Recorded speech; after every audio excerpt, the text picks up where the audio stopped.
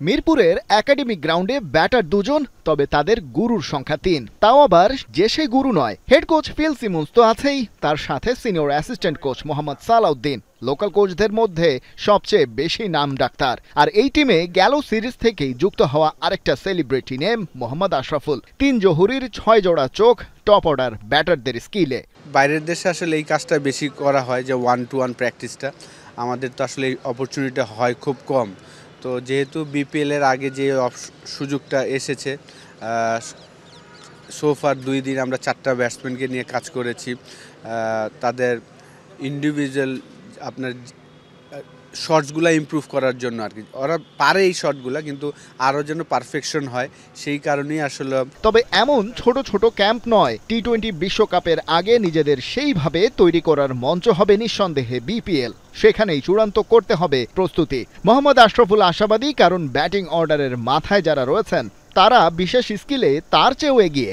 সাইফ বলেন, পারভেজ রিমন বলেন, তাদের কিন্তু একটা গুণ আছে যে তানজিম তামিম, তাদের একটা গুণ হলো যে তারা জায়গায় দাঁড়িয়ে 6 মারতে পারে, যে জিনিসটা কিন্তু সব ব্যাটসম্যানের হয় না। এই জিনিসটা যেমন আমার কেরিয়ারে আমার এটা ছিল না যে আমি জায়গায় দাঁড়ায় 6 মারবো, হয়তো ডাউন উইকেট যেতে হবে।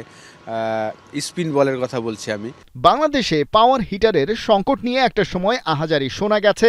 সেটা বেড়েছে প্রতি 2 বছরে আসা একটা করে টি-20 বিশ্বকাপের আগে। স্পেশালিস্ট পাওয়ার হিটিং কোচের আগমন থেকে ভেলোসিটি ব্যাটের কারসাজি, কত কিছুরই না দেখা মিলেছে নানা সময়ে। তবে এবার যেন সিনারিও ভিন্ন। লিটন, তানজিদ তামিমদের সাথে সাইফ, পারভেজ ইমনদের পেয়ে এবারে টিম ম্যানেজমেন্ট অন্যদিকে মনোযোগ দিচ্ছে। বিশেষ করে আসলে এই ট্রেনিংটা হচ্ছে আমরা যেন নিচের বেশি শর্টস খেলি আর কি। ওভার দ্য টপ তো আমরা খেলতে পারি, কিন্তু আমরা যেন বেশি বেশি ক্রিকেটিং শটস নিচে খেলতে পারি, সেই জিনিসগুলো নিয়ে কাজ করানোর চেষ্টা করছি। আয়ারল্যান্ড সিরিজেই বাংলাদেশ দলের সাথে প্রথমবার ব্যাটিং কোচ হিসেবে যোগ হয়েছেন মোহাম্মদ আশরাফুল। এমন ভূমিকায় তিনি এবারই প্রথম, ব্যাপারটা তাও নয়। বেশ আগে থেকেই রংপুর রাইডার্সের সাথে কাজ করছেন তাদের কোচিং ইউনিটের অংশ হিসেবে।